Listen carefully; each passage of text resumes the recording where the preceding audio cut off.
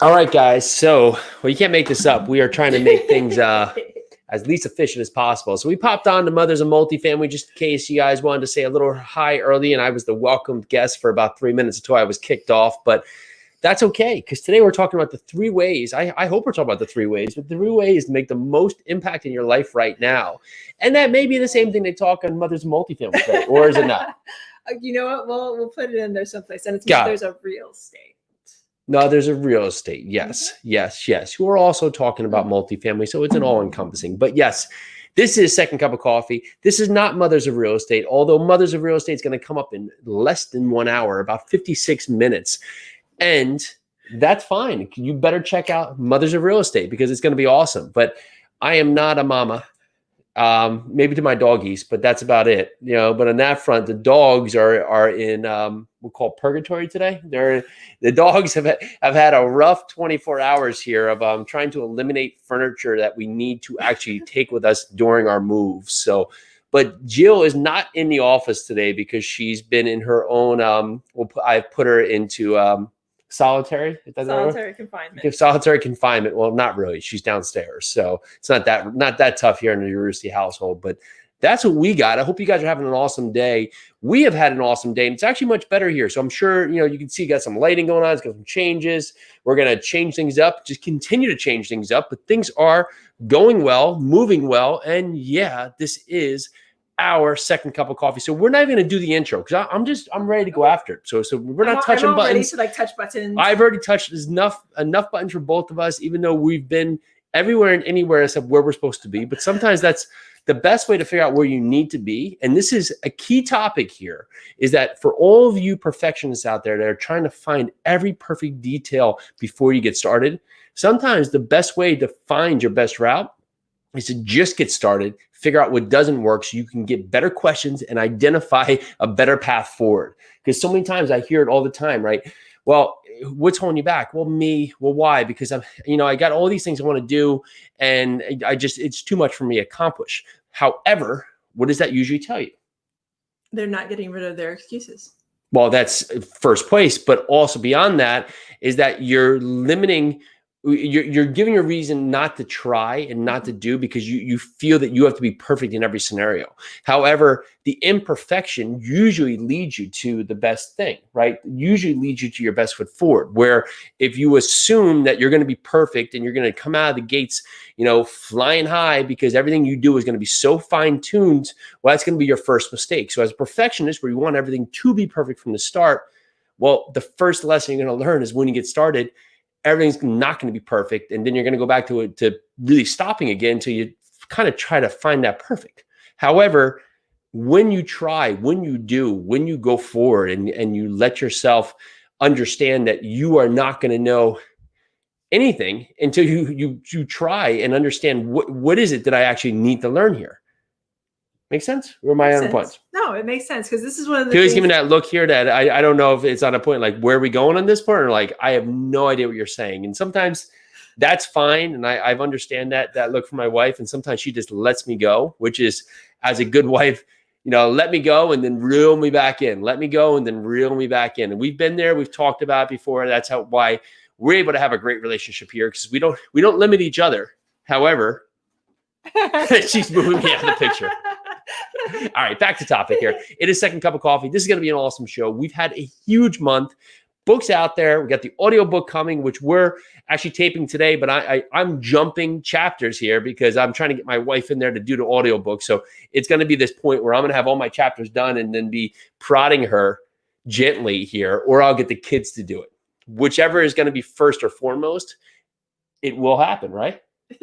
It'll definitely happen. Back to the topic though, where you're talking about. So trying to be perfect and try to be, pushing yourself too many steps forward is what stops so many people. It stops so many people from doing and getting what they want because they want to be perfect from the get-go. They're like, okay, no, I can't jump in and buy my first property until I know XYZ, or I can't do this until. The thing is, if that's what's keeping you, just jump into it. If you know the basics, if you have that solid foundation, jump into it. This is why you need a tribe. You need the people that surround you that can tell you, okay, Pili, you know how to do this. Now just go. I was actually just talking about this in some of the groups I'm a part of, especially moms of multifamily. I was telling them that I am so grateful for them. And it was because I get to lean into the things that I'm not sure of because of their strength, because of all these mamas, and not only the mamas, the papas, everybody out there that Jason and I have been able to lean on to really get to where we are today. Does that make sense? Yeah, and it always goes two ways, right? So you think, well, I don't want to be someone who asks for help or knows other points, but just so happens today, there's a guy out there, and so I don't want to put him out there, but he's done so much. He answered so much for us, gave us so much free information in this world, just so much. Literally, just opened the doors and said, "What do you want to know? I'll tell you everything." Helped our real estate business. No, let it go off. But on that front, just because we haven't had that conversation, he's looking to transition to a different form of real estate, multifamily, which we do.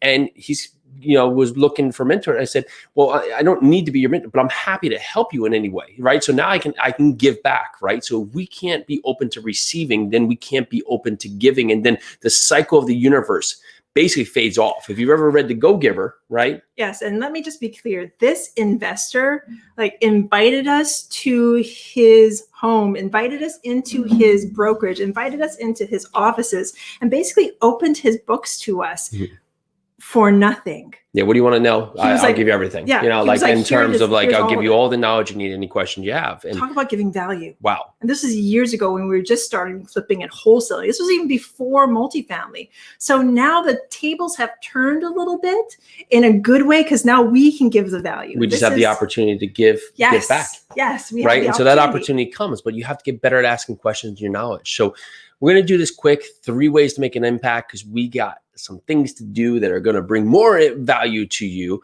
Number one, biggest way to bring impact is to know that you have to be in a continual life cycle of learning. You have never learned the final thing. There is always something that you can learn. Second thing is give value to get value. And sometimes that giving comes after the getting, but know that, again, it's a cycle. You give and you get, you give and you get. Sometimes somebody's over there opening their books to you and you're like, how will I ever repay you? Well, chances are that'll come back to you like tenfold. You'll be able to repay, and the value and the karma or whatever you want to call it, it'll keep on growing. Number 3, find the good, find the gratitude, find everything that could be good, even in the worst moments. You have to always find that silver lining throughout, no matter if it's a rough moment in your day, in your life, because that's going to help you and the others around you. Because there's not only going to be for you, but there's going to be others who depend on you, who need you at that moment. Where if you're taking the energy away too, because the moment's rough, then everyone's going to be done a disservice. So bring your best self, even when times are not appropriate. And that is tough to do. But if you can find that one grain of goodness in something that's happening, something you can turn around, that's what you can do right now and what's going to be needed. So this is second cup of coffee. I may have had 3 cups, which is why we were jumping on 10 different things, but excited to be here today. Excited to be with you. Thank you so much. It's been a huge, huge month so far again. And of course, you know what to do. Go over, text us. Tell us what's up. Got so much happening over there in the platform. So much fun. 908-224-6876. Text right to us. The community platform is just awesome. Ton of interaction. We'd love to give back there as well. And we will see you. Not a question mark. We shall see you tomorrow. And I'm going to take us out. Maybe. Yeah.